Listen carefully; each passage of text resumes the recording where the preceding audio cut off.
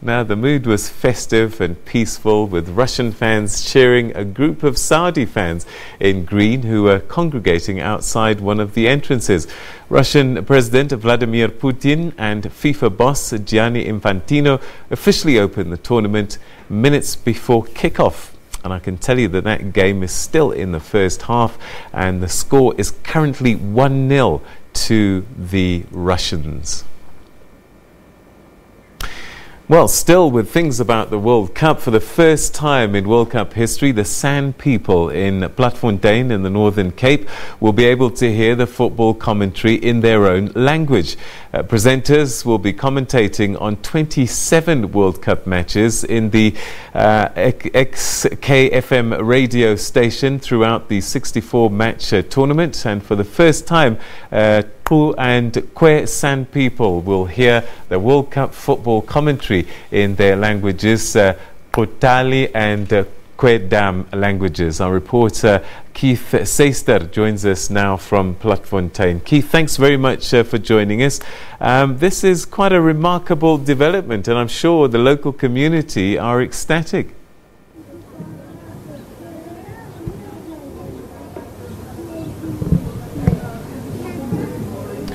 Hello, Keith, can you hear me? Hello, Keith, can you hear me? All right, okay, it doesn't seem as if Keith can hear us, but I can tell you Russia have scored again, it looks like. It's 2-0 now to the hosts, and it's a great opening for the host nation, Russia. 2-0 is the score at the moment as they're playing Saudi Arabia, and it's still the first half. And we're trying to get hold of Keith Sayster, who's in Platfontein, to give us a sense of how the local community is feeling, knowing that for the first time when they tune into their local radio station, they'll be able to hear the commentary in their local languages. Let's cross now to Keith. Keith, if you can hear me, the local community must be very happy that they'll be able to watch the football and listen to commentary in their own languages. Yes, indeed, Peter. Good evening to you from Platfontein. Indeed, it's going to be historic for the community of Platfontein to be able to hear the World Cup commentary in Xunthali as well as in KhweDam. So previously, this community has had to listen to any commentary sort of in Afrikaans or in English, but now it will be done in languages owned by them, in the Xunthali language as well as in KhweDam. So they've decided here from the studio behind us that they're going to do 27 games, of which 17 is going to be sort of live commentary, and that is going to be done by 4 commentators that has been specially trained to do the commentating in the different languages for the World Cup duration, Peter. What's been the response of the community, and how large is the community that still speaks and understands the languages? Peter, the community here is quite a big community, or a rather large community, of a portion of the community that still speaks both Xunthali as well as KhweDam. But I've got one of the sports commentators that are going to do some of the commentating during the duration of the World Cup with me. His name is Pit Manu, who's going to give us a little bit of a sense of what they had to go through to be ready, to gear themselves up for that commentating. Because remember, some of the terminology for the World Cup, or soccer terminology, is non-existent in their languages, so they're going to have to use a bit of Afrikaans and English mixed in their commentating. So with me is Pit. Tell me, what kind of training that you folks have to go through, the 4 of you had to go through, to be able to be ready for commentating on the World Cup for the duration?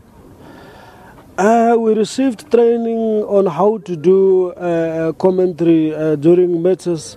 We were supposed to do mostly commentary on all the sports activities, but right now we are doing it on soccer.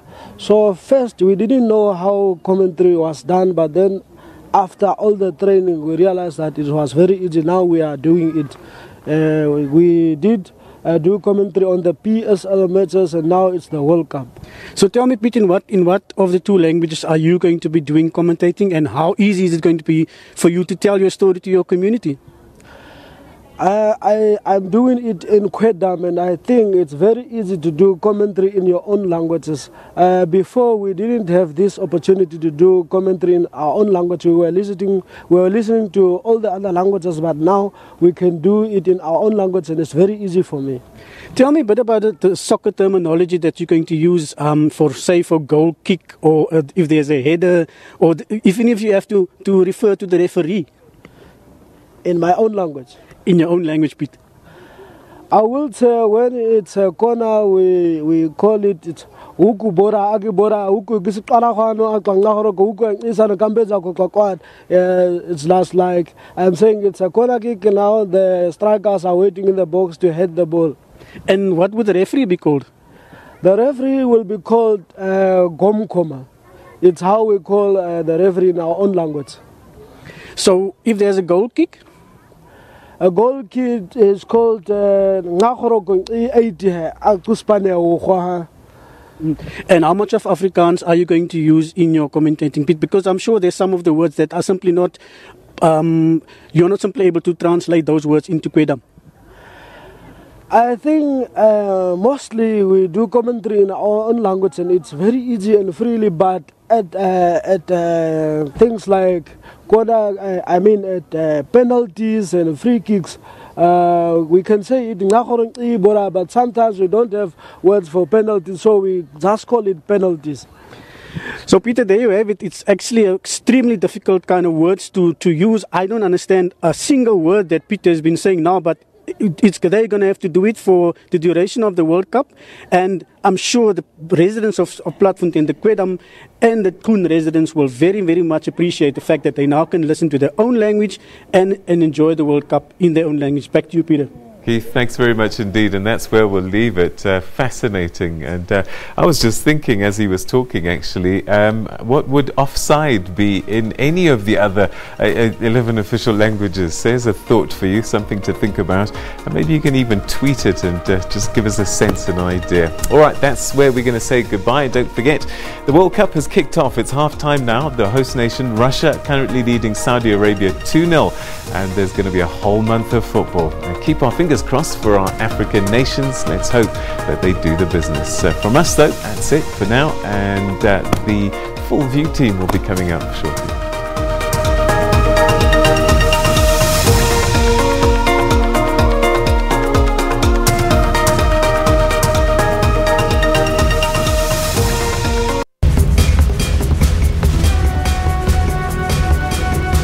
Did you know that hippopotamus are susceptible to sunburn and spend most of their sunny days with only their noses out of the water whilst the rest of their body is immersed in water?